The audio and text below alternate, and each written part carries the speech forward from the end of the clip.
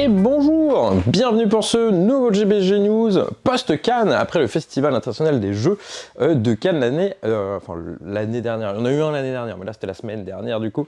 Retour un peu abrupt, j'avoue, on est toujours un peu fatigué. On a vu beaucoup de jeux, on a à peu près calculé 200 à 300. Bon, c'est tout, c'est pas grand chose. Du coup là ça commence doucement cette semaine en termes de sorties, mais attention, en mars, une blinde de sorties, ouf. Et préparez-vous aussi, j'espère que vous aimez bien les jeux à 2 joueurs, parce que il y en a des milliards qui vont arriver et des cools, donc il va falloir être costaud quoi. Bref, on va y aller, on se lance dedans. Dungeon Legend, jeu coopératif, 1 à 4 joueurs, c'est du dungeon crawler, donc Heroic Fantasy, on va avoir une petite campagne, donc là ça va être en 5 chapitres de 1 à 2 heures, voire un peu plus. Le but du jeu, ça va être d'arriver au bout de la campagne, vous allez être dans les... pour ceux qui connaissent l'univers, Chronique d'Avel, donc ça a été un autre jeu coop, et du coup là on va être dans le château lui-même, pas sur le plateau de l'ancien jeu, qui symbolisait le royaume entier, et du coup il va falloir défendre le château, et en même temps faire les petits chapitres, faire les objectifs à chaque mission qui vont changer. En termes de méca, c'est assez simple, on va tous avoir un personnage asymétrique avec un deck de départ différent, parce que c'est du deck building, et au fur et à mesure de vos aventures, vous allez débloquer de nouvelles cartes. C'est assez cool, en vrai, c'est accessible, c'est à partir de 10 ans, et c'est pas si cher pour un jeu de cette catégorie-là, c'est 50-55 de mémoire.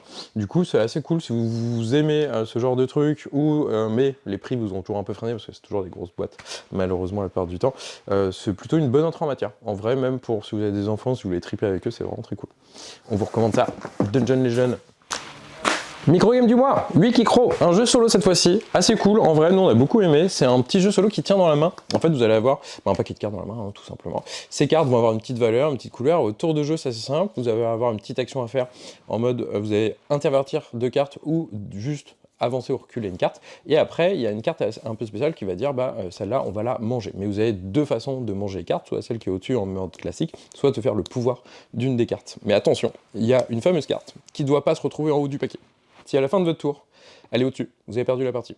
Et le but du jeu, ça va être de finir par cette carte. Et du coup, il va y avoir tout un petit jeu de séquençage, de prévision de pouvoir, de capacité, de mangeage, entre guillemets, pour défausser une à une les cartes. C'est très cool, c'est une bonne gymnastique mentale. La DA, nous, on a beaucoup aimé, c'est en mode un peu rigolo comme ça, un peu funky, plein de couleurs. Donc franchement, si vous aimez les petits jeux solo, vous avez des petits voyages, bientôt en train, en avion ou autre, même en train, en soi, hein, pas sur Bordeaux, c'est plutôt chouette.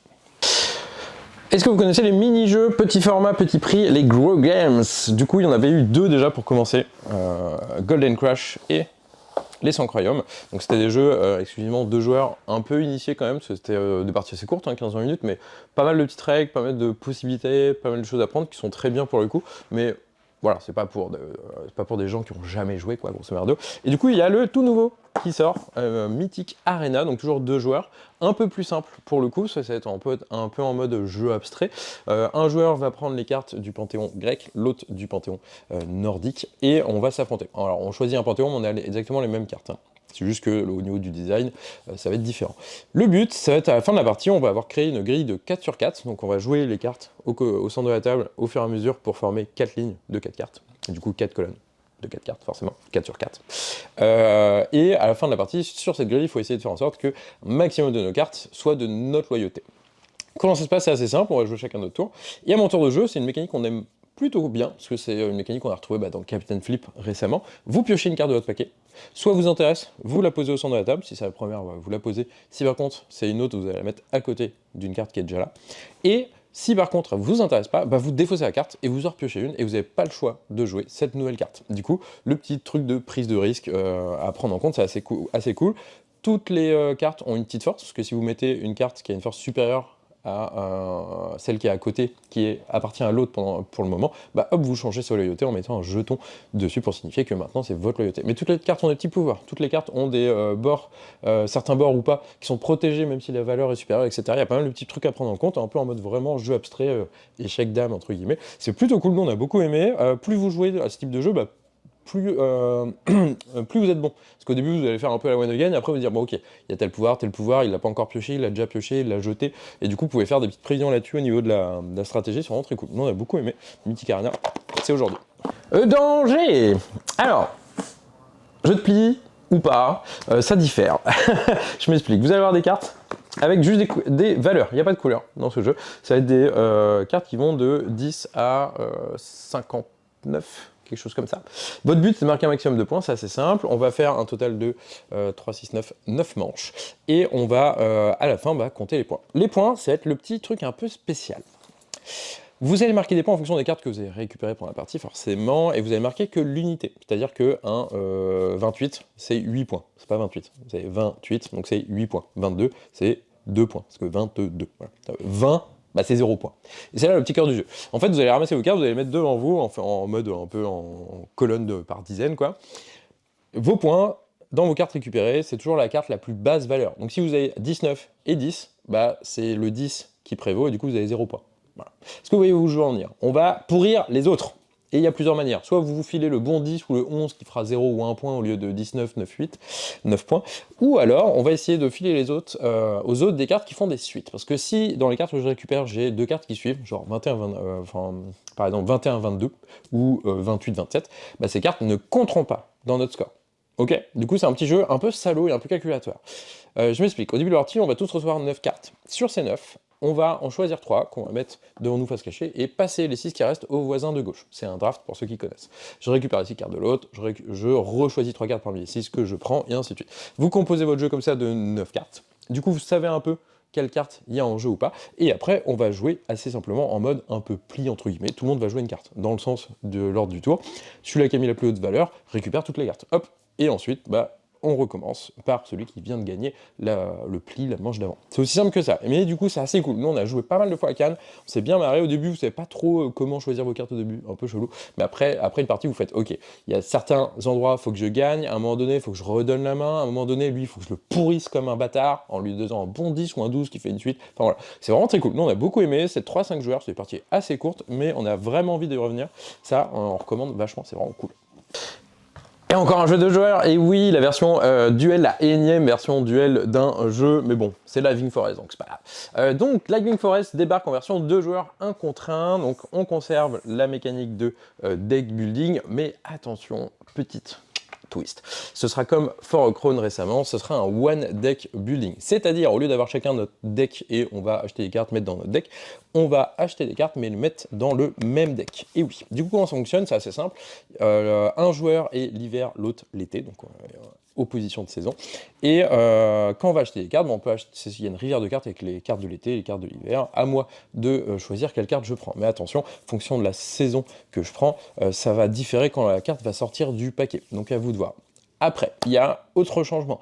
Ça va être l'étape de pioche de cartes du paquet. Parce que comme c'est un one deck building, c'est assez simple. À chacun de notre tour, on va piocher une carte du paquet. J'ai le choix après mon tirage de cartes de dire ok, moi je vais prendre une de mes 2 actions et je vais prendre l'action d'acheter des cartes. Donc là, sur cette carte-là, j'ai 3 d'achats, j'achète une nouvelle carte. Par contre, si un joueur après, l'autre va repiocher une carte et veut faire une action, je veux acheter les cartes, il pourra prendre que les ressources qui sont apparues sur les nouvelles cartes. Parce qu'à partir du moment qu'une action a été prise, ces points d'action ne compteront pas pour les prochaines actions sur cette manche-là. Voilà. Donc on va piocher, ainsi de suite, on va faire nos 2 actions. Donc ça c'est entre guillemets un peu comme avant, mais sur le même deck. Alors attention, il y a toujours ce petit truc de stop ou encore. Si à un moment donné on tombe sur 3 cartes avec le petit rond noir, ça nous cut une action. Ça va mettre fin au déroulage des cartes, à la manche en cours, et les joueurs, s'ils n'avaient pas déjà pris une action, ils en prennent une, mais on n'en prendra pas 2. Et dernier changement, ça va être qu'on a 4 conditions de victoire cette fois-ci. Toujours l'histoire du feu. Il y a une histoire au niveau de la rivière de cartes cette fois-ci. S'il n'y a que des cartes de la saison d'un joueur, c'est ce joueur qui l'emporte. Il y aura les arbres, donc là c'est pas des tuiles, ça va être des cartes. Si on fait un carré de 4 cartes qui font les arbres, on a gagné la partie. Et j'ai tout dit, je crois. Bref. Si vous avez aimé le classique, celui-là peut être assez cool aussi. Nous, on a testé sur Cannes, sur le festival, on a plutôt bien aimé. C'est plus tendu, un peu plus d'interaction, parce que vous avez un one deck building, donc forcément, on va un peu se regarder, prendre telle action à tel moment pour que tu aies des ressources, etc. Donc ça c'est cool, nous on a bien aimé. Du coup, si vous avez bien aimé Living Forest, ou même si vous ne connaissez pas et que vous aimez bien le deck building, on vous recommande beaucoup celui-là pour du 2 joueurs.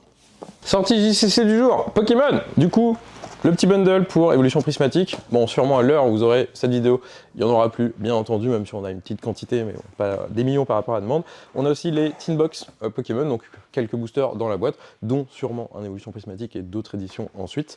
Et ensuite, la sortie de leur canal, c'est attendu, le 7-7, l'île d'Archer quelque chose. chaque fois j'arrive pas à dire ce nom, l'île d'Archasia, voilà, donc c'est dispo, booster, boîte de booster, etc. C'est les sorties JCC de la semaine.